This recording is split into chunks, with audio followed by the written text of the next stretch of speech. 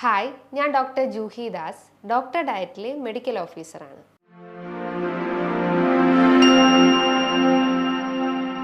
Diabetes അഥവാ പ്രമേഹം നിയന്ത്രിക്കാൻ വേണ്ടിയിട്ട് പല രീതിയിലുള്ള മെത്തേഡ്സ് നമ്മളെല്ലാവരും ഫോളോ ചെയ്യാറുണ്ട്. ചോറിന് പകരം ചപ്പാത്തി കഴിക്കുന്നു, ചോറ് ഒഴിവാക്കിയിട്ട് കംപ്ലീറ്റ് ആയിട്ട് ഫ്രൂട്ട്സ് കഴിക്കുന്നു, വെജിറ്റബിൾസ് ഉൾപ്പെടുത്തുന്നു, എന്നിട്ടൊന്നും ഷുഗർ ലെവൽ കുറയുന്നില്ല.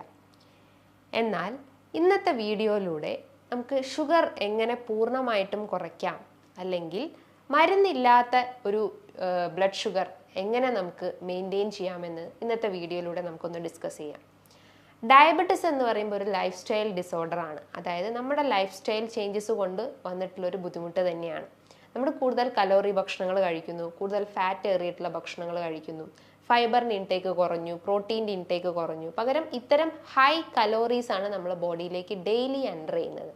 അതുകൊണ്ട് ഈ ഡയബറ്റിസ് മാത്രമല്ല, fatty liver, fibroid complaints, PCOD complaints, prostate പ്രശ്നങ്ങൾ ഉണ്ടാവുന്നു, എൻഡോമെട്രിയോസിസ്, മൈഗ്രെയിൻ, IBS, ഇത്തരം കംപ്ലയിൻസ് എല്ലാം തുടങ്ങുന്നതിൻ്റെ മെയിൻ റീസൺ നമ്മൾ കഴിക്കുന്ന ഭക്ഷണ രീതികളാണ്, അല്ലെങ്കിൽ നമ്മളെ റോങ് പാറ്റേൺ ഓഫ് ഈറ്റിംഗ് കാരണമാണ്. 2021 അമേരിക്കൻ ഡയബറ്റിക് അസോസിയേഷൻസിൽ പറയുന്നത് ഒരു 7 മെത്തേഡ്സ് ഉണ്ട്. അതായത് ഡയബറ്റിസിനെ പൂർണ്ണമായിട്ടും റിവേഴ്സ് ചെയ്യുന്ന ഒരു 7 ബേസിക് മെത്തേഡ്സ് ഉണ്ട്. അതിലാദ്യത്തേത് ഷുഗറിൻ്റെ ഇൻടേക്ക് മാക്സിമം റെഡ്യൂസ് ചെയ്യാൻ ശ്രമിക്കുക. നിങ്ങൾ കഴിക്കുന്ന ചായയിലും പഞ്ചസാര, അതേപോലെ തന്നെ കോഫിയിലും ഒന്ന് ആഡ് ചെയ്യുന്ന പഞ്ചസാര മാത്രമല്ല, നിങ്ങൾ കഴിക്കുന്ന ചോക്ലേറ്റ്സിലും, പേസ്ട്രി, ബിസ്ക്കറ്റ്സിൽ, ബന്ന്, ബർഗർ, പപ്സ്, അതേപോലെ തന്നെ ചോറ്, ഇഡ്ഡലി, ദോശ, ഇതിലെല്ലാം ഒരു മിതമായ രീതിയിൽ ഷുഗറിൻ്റെ ഇൻടേക്ക് ഉണ്ട്, അല്ലെങ്കിൽ ഷുഗറിൻ്റെ അളവ് കൂടുതലാണ്. അപ്പോൾ ഷുഗറിൻ്റെ ഇൻടേക്ക് മാക്സിമം റെഡ്യൂസ് ചെയ്യാൻ ശ്രമിക്കുക. 4 നേരം നിങ്ങൾ ചോറ് കഴിക്കുകയാണെങ്കിൽ അത് 2 നേരം, പിന്നെ അത് 1 നേരം എന്നുള്ള രീതിയിലേക്ക് കൊണ്ടുവരാൻ ശ്രമിക്കുക. ചോറിന് പകരം നിങ്ങൾക്ക് ചപ്പാത്തി കഴിക്കാം, പക്ഷേ അതിൻ്റെ അളവ്, അതില്ലെങ്കിൽ അതിന് കൂടെ കഴിക്കുന്ന ഭക്ഷണങ്ങളാണ് കൂടുതലായിട്ടും പ്രിഫറൻസ് കൊടുക്കേണ്ടത്. 2 ചപ്പാത്തി, അതിനോടൊപ്പം നിങ്ങൾക്ക് സാലഡ്സോ അല്ലെങ്കിൽ എന്തെങ്കിലും ധാന്യങ്ങൾ അല്ലെങ്കിൽ പ്രോട്ടീൻസ് ചേർത്തിട്ടുള്ള ഭക്ഷണങ്ങൾ ഉൾപ്പെടുത്താൻ ശ്രമിക്കുക. വൈറ്റ് റൈസിന് പകരം നിങ്ങൾ ബ്രൗൺ റൈസ് പ്രിഫർ ചെയ്യുക. അതായത് ആ ഒരു ഷുഗറി ഫോമിൽ നിന്നും കൂടുതൽ തവിടേറിയിട്ടുള്ള ഭക്ഷണങ്ങളിലേക്ക് കൺവേർട്ട് ചെയ്യാൻ ശ്രമിക്കുക. അതാണ് ഫസ്റ്റ് മെത്തേഡ്സ് എന്ന് പറയുന്നത്. ഇനി രണ്ടാമത്തെ മെത്തേഡ് ക്വാണ്ടിറ്റിയാണ് കൂടുതലായിട്ടും പ്രിഫറൻസ് കൊടുക്കുന്നത്. ക്വാണ്ടിറ്റി എന്ന് പറയുമ്പം നിങ്ങൾക്ക് 3 നേരം നിങ്ങൾ ഭക്ഷണം കഴിക്കുന്നതിൻ്റെ ആ ഒരു അളവ് കുറച്ചിട്ട് അത് 6 നേരമാക്കിയിട്ട് കഴിക്കാൻ ശ്രമിക്കുക. അതായത് രാവിലെ നിങ്ങൾ കഴിക്കുക, അതിൻ്റെ അളവ് കുറയ്ക്കുക. അതേപോലെ തന്നെ 11 മണിക്ക് എന്തെങ്കിലും ഒരു എമൗണ്ട് ഓഫ് ഫുഡ് ഐറ്റംസ്, അതേപോലെ തന്നെ ഉച്ചയ്ക്ക്, അങ്ങനെ ഒരു 6 നേരം എന്നുള്ള രീതിയിലേക്ക് അളവ് കുറച്ച് കൊണ്ടുവരാൻ ശ്രമിക്കുക. അതായത് ക്വാണ്ടിറ്റി കുറച്ചിട്ട് നമ്മൾ ആ ഒരു ക്വാളിറ്റി ഇമ്പ്രൂവ് ചെയ്യാൻ ശ്രമിക്കുക. അതായത് അതിൽ കഴിക്കുന്ന ന്യൂട്രിയൻസ് എല്ലാം നല്ല എഫക്റ്റീവ് ആയിരിക്കും, നമ്മുടെ ബോഡിക്ക് ആവശ്യമായിട്ടുള്ള ന്യൂട്രിയൻസ് മാക്സിമം ഉൾപ്പെടുത്താൻ ശ്രമിക്കുക. അതാണ് നെക്സ്റ്റ് മെത്തേഡ് എന്ന് പറയുന്നത്. ഇനി മൂന്നാമത്തത് എക്സസൈസ് ആണ്. എക്സസൈസ് എന്ന് പറയുമ്പോൾ പലരും ചിന്തിക്കുന്നത്, ഞാൻ നടക്കാറുണ്ട് ഡോക്ടറെ, ഒരു 10 മിനിറ്റ് ഞാൻ രാവിലെ നടക്കാറുണ്ട്, അപ്പോൾ എനിക്ക് നല്ലൊരു റിലീക്സ് അല്ലെങ്കിൽ ഒരു റിലാക്സ് ഫീലിംഗ് എന്നുള്ള ആ ഒരു ഇതിലേക്ക് വരാറുണ്ട്. പക്ഷെ അതിനോടൊന്നും കാര്യമില്ല. നടത്തം എന്ന് പറയുമ്പോൾ നന്നായിട്ട് ബോഡി വർക്കൗട്ട് ചെയ്യണം. നമ്മുടെ കാഫ് മസിൽസ് അല്ലെങ്കിൽ തൈ മസിൽസ് എല്ലാം നന്നായിട്ട് വർക്കൗട്ട് ചെയ്ത് കഴിഞ്ഞാലേ ഉള്ളൂ ആ ഒരു ഗ്ലൂക്കോസ്, ഹൈ ലെവലായിട്ടുള്ള ഗ്ലൂക്കോസ് ലെവൽസിനെ നമുക്ക് റെഡ്യൂസ് ചെയ്യാൻ പറ്റത്തുള്ളൂ. അപ്പോൾ വർക്കൗട്ട്സ് അത്യാവശ്യമായിട്ടുള്ള ഒരു കാര്യം തന്നെയാണ്. നാലാമത്തെ ഒരു മെത്തേഡ് എന്ന് പറയുന്നത് ഫോളോയിങ് ഇന്റർമീഡിയറ്റ് ഫാസ്റ്റിംഗ്. ഇടവിട്ടുള്ള ഉപവാസം ഫോളോ ചെയ്യാൻ ശ്രമിക്കുക. 24 ഹവേഴ്സിന് നമ്മൾ 2 ഡിവിഷൻസ് എടുക്കുക. അതായത് 16 ഹവേഴ്സ് ഫാസ്റ്റിങ്ങും റിമൈനിങ് 8 ഹവേഴ്സ് നിങ്ങൾക്ക് ഫുഡ് കഴിക്കാം. ഫുഡ് കഴിക്കുക എന്ന് പറയുമ്പോൾ വലിച്ചു വാരി ഫുഡ് കഴിക്കരുത്, ഒരു മിതമായ രീതിയിൽ മാത്രം ഫോളോ ചെയ്യാൻ ശ്രമിക്കുക. അതായത് ഈ ഒരു ഇന്റർമീഡിയറ്റ് ഫാസ്റ്റിങ്സ് നിങ്ങൾ വീക്ക്ലി വൺസോ അല്ലെങ്കിൽ വീക്ക്ലി ട്വൈസോ ഫോളോ ചെയ്യുകയാണെങ്കിൽ ബോഡിയിൽ ഉണ്ടാവുന്ന എക്സസ് ആയിട്ടുള്ള കലോറീസിനെ സ്മൂത്ത് ആയിട്ട് ബേൺ ഔട്ട് ചെയ്യാൻ സഹായിക്കുന്നതാണ്. അതായത് ഫാറ്റ് മെറ്റബോളിസം സ്മൂത്ത് ആക്കാൻ സഹായിക്കുന്നതാണ്. അപ്പം ആ ഒരു സെൻട്രൽ ഒബേസിറ്റി അല്ലെങ്കിൽ വയറിലുണ്ടാവുന്ന കൊഴുപ്പ് അല്ലെങ്കിൽ കുടവയറിൻ്റെ പ്രശ്നങ്ങളൊക്കെ ഉണ്ടെങ്കിൽ അതിനെ സ്മൂത്ത് ആയിട്ട് കുറയ്ക്കാൻ സഹായിക്കുന്നതാണ്. ഇനി അഞ്ചാമത്തെ ഒരു മെത്തേഡ് എന്ന് പറയുന്നത് വൈറ്റമിൻ ഡി ആണ്. പലർക്കും ഒരു ഡൗട്ടാണ്, വൈറ്റമിൻ ഡിയും തൈറോയിഡ് അല്ലെങ്കിൽ ഈ ഒരു ഡയബറ്റീസ് ഒക്കെ ആയിട്ട് എന്താണ് ബന്ധമുള്ളത്? വൈറ്റമിൻ ഡി ഓൾ ടുഗദർ ആയിട്ട് നമ്മുടെ ബോഡിയിലെ എല്ലാ ഫങ്ഷൻസിനെയും പ്രൊമോട്ട് ചെയ്യുന്നുണ്ട്. നമ്മുടെ ഗ്രോത്ത്, ഡെവലപ്മെന്റ്സ്, അതേപോലെ തന്നെ ദഹന വ്യവസ്ഥ, അതേപോലെ തന്നെ ഇൻസുലിൻ റെസിസ്റ്റൻസ്, ഇതിനെല്ലാം കൺട്രോൾ ചെയ്യുന്നത് വൈറ്റമിൻ ഡി ആണ്. അപ്പം വൈറ്റമിൻ ഡി അടങ്ങിയിട്ടുള്ള ഭക്ഷണങ്ങൾ മാക്സിമം ഉൾപ്പെടുത്താൻ ശ്രമിക്കുക. പകരം നാച്ചുറൽ സോഴ്സ് ആയിട്ടുള്ള നന്നായിട്ട് വെയിൽ കൊള്ളാൻ ശ്രമിക്കുക. ഒരു 10 മണി മുതൽ 3 മണിയും ഇടയിലുള്ള ആ ഒരു 15 മിനിറ്റുള്ള വെയിൽ മാക്സിമം കൊള്ളാൻ ശ്രമിക്കുക. ആ ഒരു വെയിൽ കൊള്ളുമ്പോൾ തന്നെ നമ്മുടെ ബോഡി ഒന്ന് ഊർജ്ജമാവുക, അല്ലെങ്കിൽ ഒരു വീക്ക്നെസ് ഒക്കെ കുറഞ്ഞിട്ട് നല്ലൊരു എനർജി ഫീലിംഗ് തരുന്നതാണ്. ഇനി പലരും ചോദിക്കാറുണ്ട്, ഈ വൈറ്റമിൻ ഡി സപ്ലിമെന്റ്സ് നമുക്ക് കഴിക്കാൻ പറ്റുമോ? അതൊരിക്കലും സെൽഫ് മെഡിക്കേഷൻസ് പാടില്ല. ഒരു ഡോക്ടറുടെ നിർദ്ദേശപ്രകാരം മാത്രം സപ്ലിമെന്റ്സ് എടുക്കാൻ ശ്രമിക്കുക. വൈറ്റമിൻ ഡിന്റെ സപ്ലിമെന്റ്, വൈറ്റമിൻ ഡി എന്ന് പറയുമ്പം അതൊരു ഫാറ്റ് സോല്യൂബിൾ വൈറ്റമിൻ, കൊഴുപ്പിൽ അലിയുന്ന വൈറ്റമിൻസ് ആണ്. അപ്പോൾ കൊഴുപ്പിൽ അലിയുന്നത് കൊണ്ട് തന്നെ നിങ്ങളൊരു ഫുഡ് കഴിച്ചാൽ ഉടനെ തന്നെ എന്നുള്ള ആ ഒരു രീതിയിലായിരിക്കണം അതിൻ്റെ ഇൻടേക്ക് എന്ന് പറയും. ഒന്നെങ്കിൽ ഒരു ആഫ്റ്റർനൂൺ ഫുഡ്, അല്ലെങ്കിൽ ഒരു ഡിന്നർ കഴിഞ്ഞതിന് ശേഷം, അല്ലെങ്കിൽ ഒരു കൊഴുപ്പേറിയ ഭക്ഷണത്തിന് ശേഷം മാത്രം വൈറ്റമിൻ ഡി എടുക്കാൻ ശ്രമിക്കുക. അതിൻ്റെ ഒരു ഡോസേജ് എന്ന് പറയുമ്പോൾ വീക്ക്ലി വൺസ് നിങ്ങൾക്ക് എടുക്കാം. 60,000 ഇന്റർനാഷണൽ യൂണിറ്റ് ആണ് അതിൻ്റെ ഒരു ഡോസേജ് എന്ന് പറയുന്നത്. അതേപോലെ തന്നെ 400 ഇന്റർനാഷണൽ യൂണിറ്റ്സ് ഉണ്ട്, 800 ഇന്റർനാഷണൽ യൂണിറ്റ്സ് ഉണ്ട്. അങ്ങനെ ഓരോ രീതിയിലും ഡോസേജ് അവൈലബിൾ ആണ്.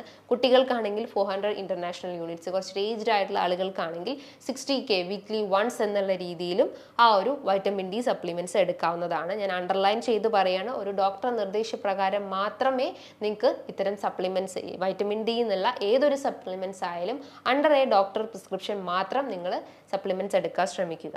ഇനി ആറാമത്തെ ഒരു മെത്തേഡ് എന്ന് പറയുന്നത് സ്ട്രെസ് മാക്സിമം റെഡ്യൂസ് ചെയ്യാൻ ശ്രമിക്കുക. മാനസികമായിട്ട് ടെൻഷൻസ് ഉള്ള ആളുകൾക്ക് ഇന്ന് ഫിസിക്കൽ ഹെൽത്ത് ഓട്ടോമാറ്റിക്കലി റെഡ്യൂസ് ആവുന്നത് കണ്ടിട്ടുണ്ട്. പല രീതിയിലുള്ള പഠനങ്ങൾ ഇന്ന് അത് തെളിയിച്ചിട്ടുണ്ട്.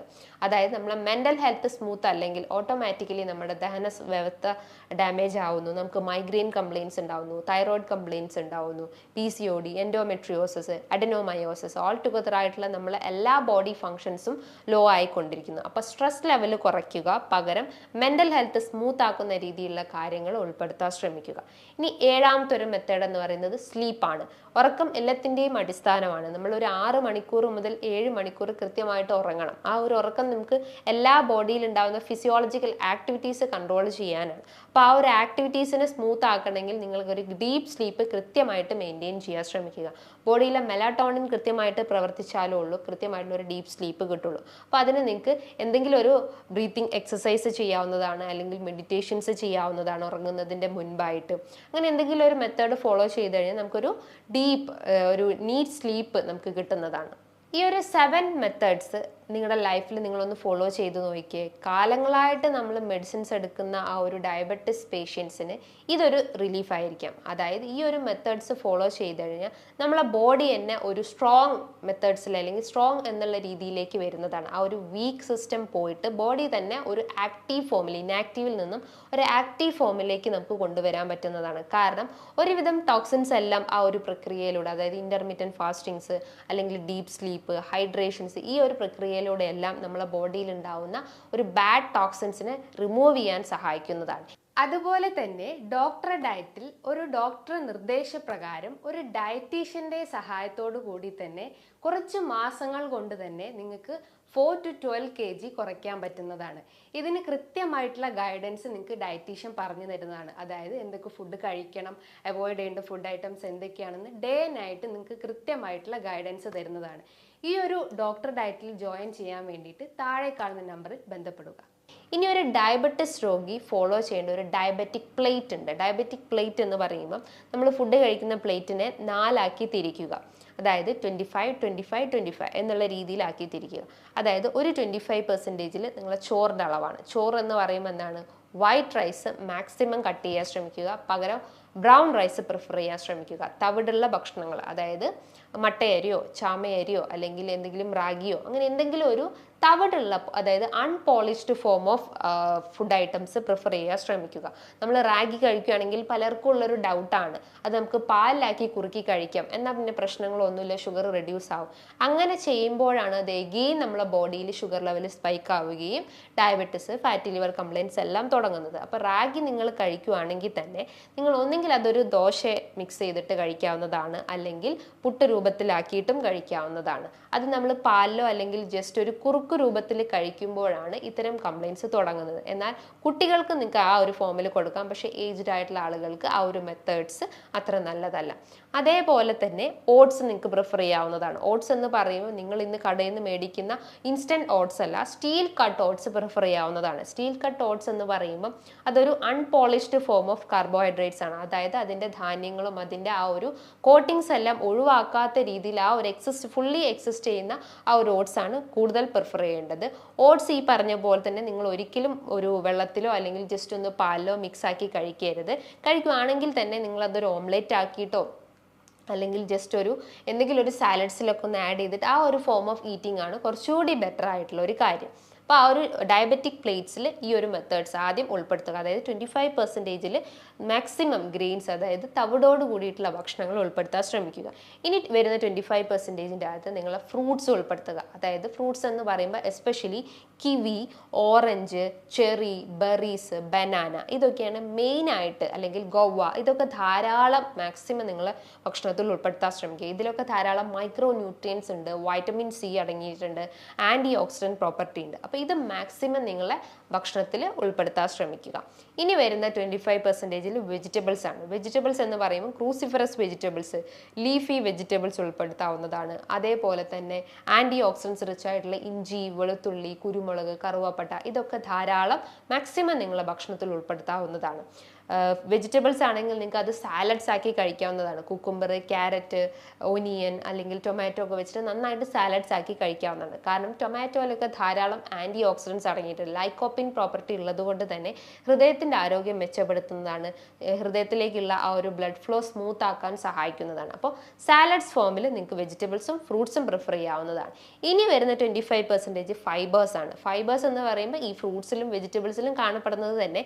അതോടൊപ്പം തന്നെ നിങ്ങൾക്ക് നട്ട്സ് എടുക്കാവുന്നതാണ്. അതായത് ഡെയിലി ഒരു 4-5 കാഷ്യൂ വെച്ച് കഴിക്കാവുന്നതാണ്, ഒരു 10 ഗ്രൗണ്ട് നട്ട്സ് കഴിക്കാവുന്നതാണ്. അതേപോലെ തന്നെ ബദാം എടുക്കാവുന്നതാണ്, ബ്രസീൽ നട്ട്സ് എടുക്കാവുന്നതാണ്. ബ്രസീൽ നട്ട്സിൽ ധാരാളം സെലീനി ഉള്ളത് കൊണ്ട് തന്നെ തൈറോയിഡ് ഹെൽത്ത് സ്മൂത്ത് ആക്കാൻ സഹായിക്കുന്നതാണ്. അപ്പം നട്ട്സ് നിങ്ങളൊരു സൈഡ് പ്രിഫറൻസ് കൊടുക്കാവുന്നതാണ്. അപ്പം ഇങ്ങനെ ഒരു പാറ്റേൺ ആയിരിക്കണം നിങ്ങളുടെ ഡയബറ്റിക് പ്ലേറ്റ് എന്ന് പറയുന്നത്. പകരം നിങ്ങൾ എന്താ ചെയ്യുന്നത്, നിങ്ങളൊരു കുമ്പാരം നിറയെ ചോറ് എടുക്കുന്നു, അതിൻ്റെ ഒരു 1/4 ഭാഗം മാത്രമായിരിക്കും നിങ്ങൾ കഴിക്കുന്ന പച്ചക്കറികളും തോരനും കറിയും ഉൾപ്പെടുന്നു. എന്നാൽ ഈ ഒരു മെത്തേഡ്സ് ഒഴിവാക്കിയിട്ട് നിങ്ങൾ ഈ ഒരു ഡയബറ്റിക് പ്ലേറ്റ് ഒന്ന് ഫോളോ ചെയ്ത് നോക്കിയേ. ഒരു മാസം അല്ലെങ്കിൽ 1-2 മാസം കൊണ്ട് തന്നെ നിങ്ങളുടെ ആ ഒരു സ്പൈക്കായി കിടക്കുന്ന ഷുഗർ ലെവൽ ഈസി ആയിട്ട് റെഡ്യൂസ് ചെയ്യാൻ പറ്റുന്നതാണ്. സോ ഈ പറഞ്ഞിട്ടുള്ള കാര്യങ്ങൾ നിങ്ങൾക്ക് മനസ്സിലായെന്ന് ഞാൻ വിചാരിക്കുന്നു. ഇനി ഇതുമായി ബന്ധപ്പെട്ട് എന്തെങ്കിലും ഡൗട്ട്സ് ഉണ്ടെങ്കിൽ താഴെ കാണുന്ന നമ്പറിൽ കോൺടാക്ട് ചെയ്യാവുന്നതാണ്. നല്ലൊരു ഹെൽത്ത് ടോപ്പിക്കുമായി വീണ്ടും കാണാം. താങ്ക്